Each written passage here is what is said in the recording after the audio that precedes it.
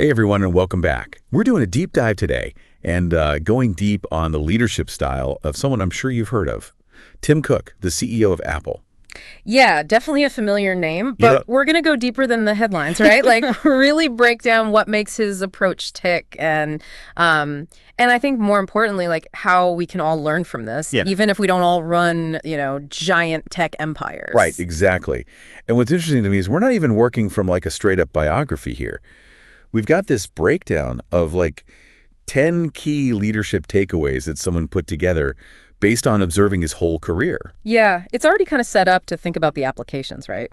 Like not just the what did he do, but The how. how. Yeah, the why. Yeah. Okay, so full disclosure, I'm kind of an Apple nerd already. Mm-hmm. But even I was surprised by some of these lessons. Yeah. And then they really do apply, whether you're like leading a team at work or a project, or even just like your family. It's all about navigating complexity, getting things done. Absolutely. Right. Yeah. To kick things off, maybe we talk about this first lesson, empathy as strategy. Okay. I'll be honest, when I first saw that, I was like, oh, come on, that's a little fluffy. Yeah. But the way the source breaks it down, Cook doesn't see empathy as just being nice. Like, it's essential to his success. Yeah. And it's not just lip service. Right. Like, remember at the peak of COVID when companies were so hesitant to, shut stuff down and Oh, yeah. Cook prioritized employee safety over, short-term profits, closed Apple stores, like the whole 9 yards. Yeah, must have been a tough call. And ended up, with record results. That's what they mean by empathy as strategy. He created this, like, more engaged, productive workforce just by putting people first, which ultimately, translated to financial success. Yeah. It makes you wonder, how often we underestimate just understanding the people we work with. It makes me think about those leaders I've had who really, like, genuinely seemed to get where I was coming from. Yep. It totally changes how you approach the work, right? Yeah. You're more willing to go the extra mile, be creative, all of that. Totally. Builds trust. And that's key for any good team. Yeah. Okay, lesson 2. This one is operational excellence. And this is where Cook's background gets really interesting. Because a lot of people, they think Apple, they think design, they think marketing. Yeah, that's what they're known for, right? Right. But his real expertise is in, wait for it, the supply chain. The supply chain. Supply chain? It makes sense when you think about it, right? Like the scale of making iPhones and getting them everywhere. Right. It's just not the, like, sexy part of the business. You know what I mean? Right, but that's what's fascinating. He took this thing that's seen as like back-end, nerdy, whatever, and made it a competitive advantage. Obsessed over every detail, streamlined everything, optimized inventory. Like, he got the time they hold inventory down from months to days. Days? Think about the cost savings. That's insane. Right. Okay, starting to see why they call him a supply chain wizard or whatever. Right. But for those of us who aren't like shipping millions of iPhones, what's the takeaway there? It's the mindset. Even if you're in like service industry or managing projects, there's always processes to improve. Yeah. Bottlenecks, ways to make things smoother. That frees you up for like the stuff that matters. Yeah. What in your work could benefit from that thinking? That's a good question to ponder. But all right, lesson 3, authenticity over imitation. This one feels really relevant, right? Yeah. Given that he's following Steve Jobs. Huge shoes to fill. Right. Like a legend, a very specific style. The temptation to imitate must have been immense. Oh, absolutely. But Cook didn't try to become a showman. He leaned into his strengths. Yeah. Quiet, analytical, building consensus, empowering teams. It's almost counterintuitive in like today's world of big personalities. Right. It's like, trying to be someone you're not just like undermines you. Right. There's this quote from him that I love about this. He said, "Be the best version of yourself, not a parody of someone else."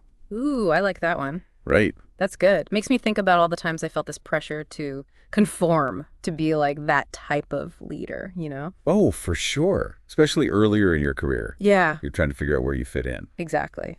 But finding that genuine voice as a leader, as a person, that's way more powerful. Yeah. It's realizing that your unique perspective is valuable, and that's what builds trust. Okay. Lesson 4. Diversity drives innovation.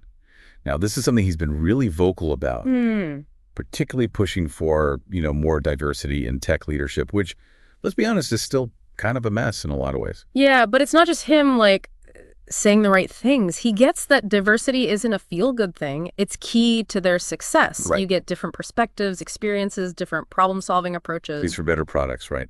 Exactly. Better products, better services. It's like that saying, if everyone around you agrees with you, you're probably not thinking hard enough. Yeah. Diversity challenges those assumptions. Opens up possibilities Right. you might not have even considered otherwise. Exactly. And it's not just about the top level, right? Yeah. It's about creating that environment where anyone feels safe to share ideas. Yeah, yeah. Cook has a good quote about this. Inclusion inspires innovation. Even if we're not in charge of hiring, how can we make our own little corner of the world more inclusive? That's a great question. Something we should all be thinking about. Yeah, definitely. Okay. Lesson 5. Customer focus does not equal people-pleasing. This is an interesting twist, right? Right. This is where it gets nuanced. He is obsessed with the customer experience, Yeah. but it's not about just giving in to every demand or chasing the shiny new thing. Right. It's understanding their values, making choices that align with those, even if some people get upset. The example they use here is Apple's stance on privacy. Oh. They've been very firm on protecting data, even if it means, going head-to-head with governments or getting some pushback from people who want more access. It shows you it's not about short-term appeasement. It's long game.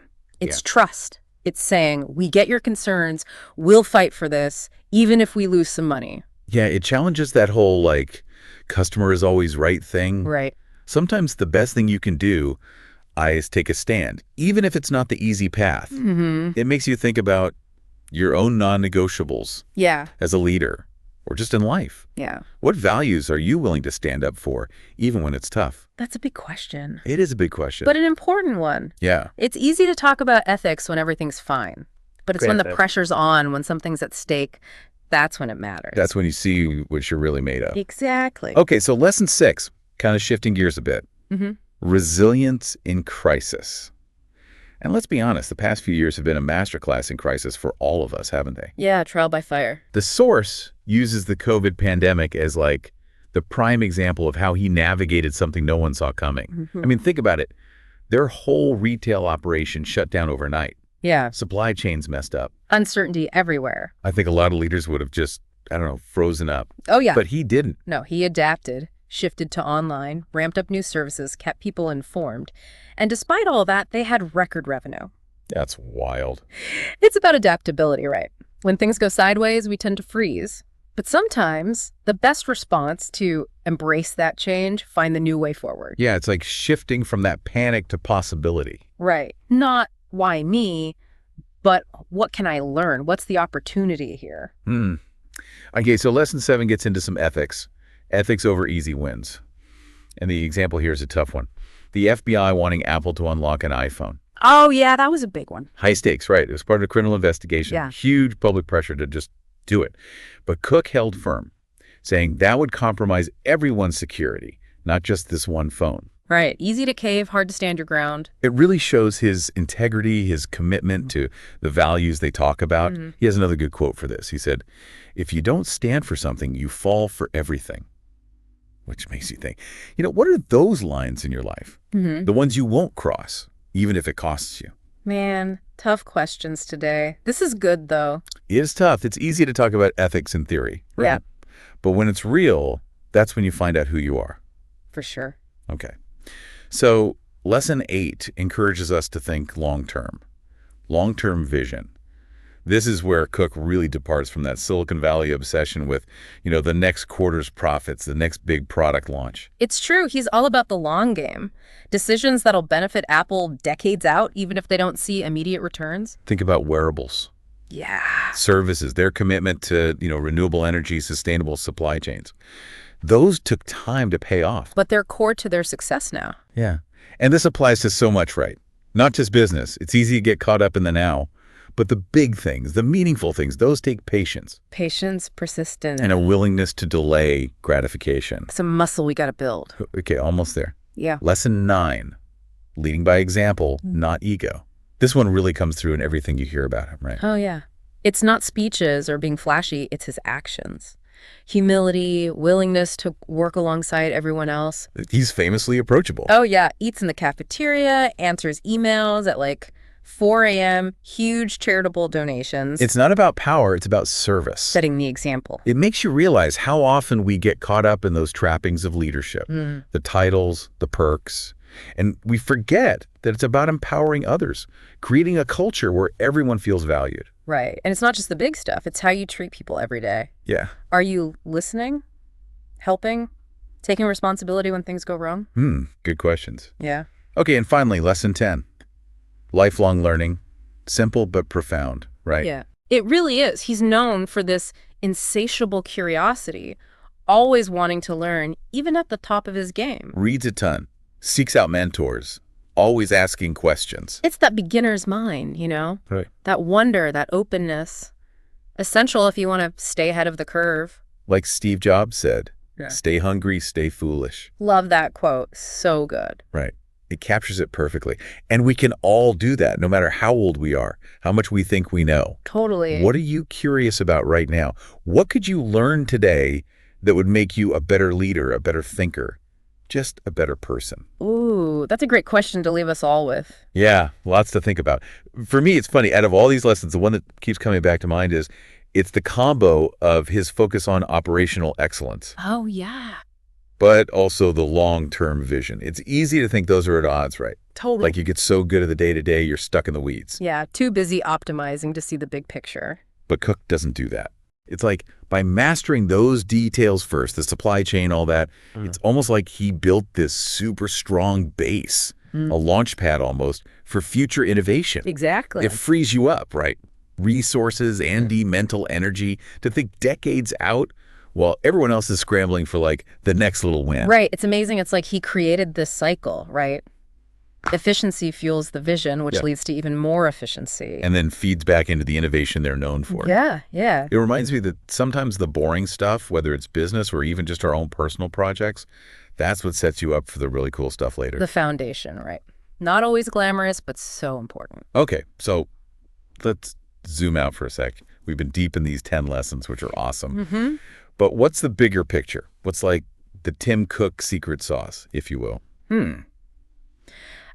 It's intentionality. Every decision, whether it's employees, privacy, whatever, it comes from deeply understanding Apple's values, his on-WN principle. It's not about reacting to the latest thing or the headlines. It's about leading from, I don't know, like a core set of beliefs. That's a great way to put it. It's not just what he does, it's the why behind it. Right. And that permeates everything. Products, how they treat people, how they engage with the world, everything. That's a high bar. It is. Makes you think, what are my core values? The things that drive my choices? And are my actions matching up to that?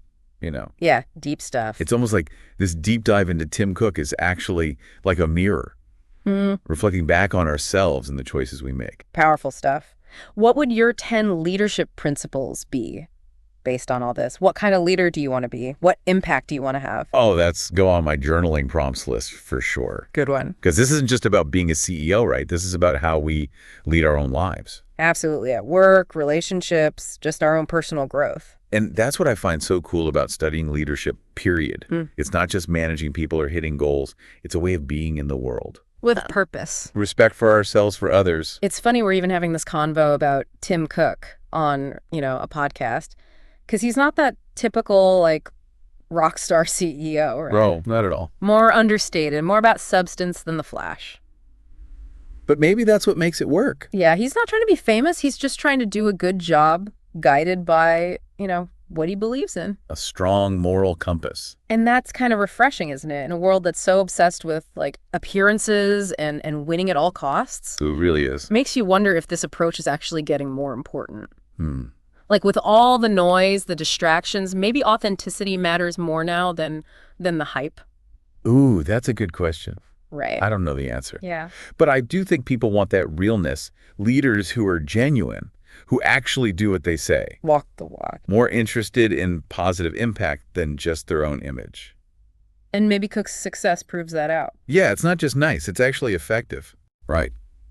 It reminds us that leadership isn't about fitting a mold or playing a role. It's being yourself, being good, letting your actions speak. Okay, I gotta say, I'm feeling pretty inspired right now.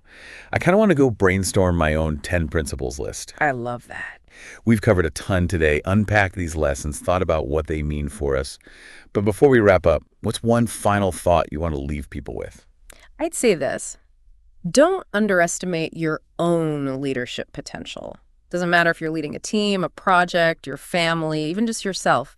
Yeah. Leadership's a choice, not a title. It's showing up with intention, making decisions based on your values, trying to have a good impact. Beautifully said. I think that's the perfect way to end this part of our deep dive. Yeah, For anyone who wants to dig deeper into these lessons, we'll link to the source in the show notes. good idea. And this convo doesn't have to end here, right? Yeah. Share this with people. Talk about it.